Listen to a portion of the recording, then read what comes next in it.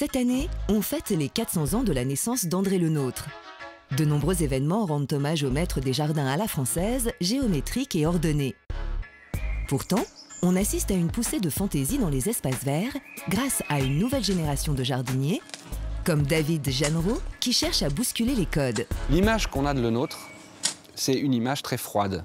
Les jardins à la française, c'est froid, c'est du buis, c'est des choses comme ça. Et j'aime les jardins anglais, qui sont des jardins un peu sauvages. C'est la nature maîtrisée, mais de façon élégante et un peu bordélique, un peu folle. Il y a un an, David Jeannereau a complètement réaménagé ce petit paradis vert entouré d'immeubles à Montmartre.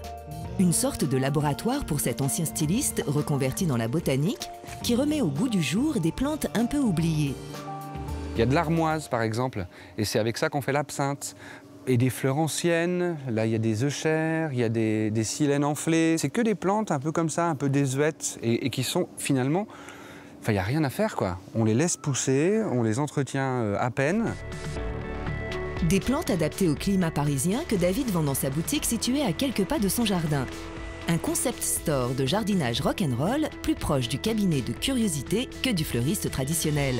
Je ne fais pas de fleurs coupées et je suis plantiste. Je ne fais que des plantes. J'adore le mélange des genres. Là, vous avez une sculpture du 18e. Vous avez une enseigne Magnavox qui vient de Californie. C'était un magasin de disques en Californie.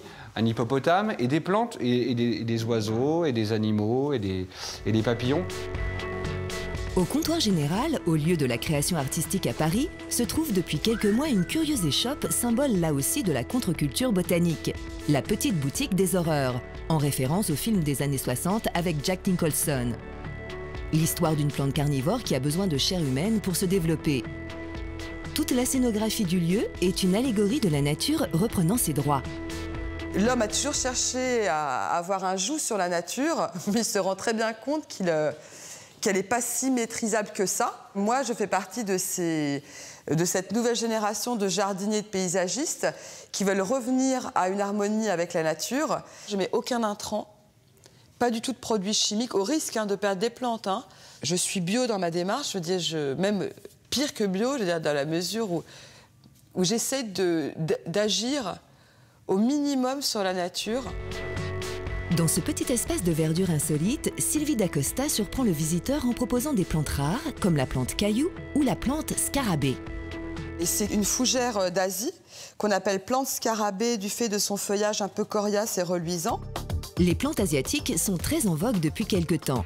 Mais dans les années à venir, c'est peut-être l'Amérique qui viendra mettre un peu d'exotisme dans nos jardins. Le continent outre-Atlantique était à l'honneur du 17 au 19 mai dernier, lors de la journée des plantes au domaine de Courson dans l'Essonne. Un des plus grands rassemblements de pépiniéristes d'Europe. Chaque année, on découvre à Courson des nouvelles plantes, on découvre des nouvelles tendances. Alors cette année, on a fait ce thème sur l'Amérique, les plantes américaines, parce que très souvent, les plantes américaines ont une exubérance qui n'existe pas dans les plantes européennes.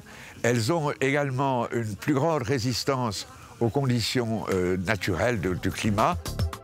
Pour mieux les faire connaître au grand public, 25 pépiniéristes ont reconstitué un parterre qui reprend les principales essences du Nouveau Monde. On a reconstitué ici un sous-bois américain. Donc vous avez des arbres américains et dessous, tout ce que vous allez trouver dans le sous-bois, c'est-à-dire des fougères, des gillénias, des actaea. Là, on se rapproche plutôt du Mexique. Et là, vous avez des plantes qui n'ont absolument pas besoin d'eau. On peut trouver ici des graminées. Vous voyez comment c'est... Voilà, on peut aussi trouver des cactés. Et puis, on peut trouver aussi des plantes très rares comme ça, des tapis extraordinaires. Ici, tout simplement, la prairie américaine. Et enfin, la flore tropicale avec sa végétation luxuriante qui séduit déjà les collectivités locales pour fleurir les espaces publics. Elles peuvent être plantées de façon extrêmement rustique et rester intéressantes toute l'année. Donc c'est pas cher et c'est beaucoup mieux. Il faudra néanmoins attendre quelques années avant que les plantes américaines fassent massivement partie de nos jardins. Car en matière de végétation, les tendances se renouvellent lentement au rythme de la nature.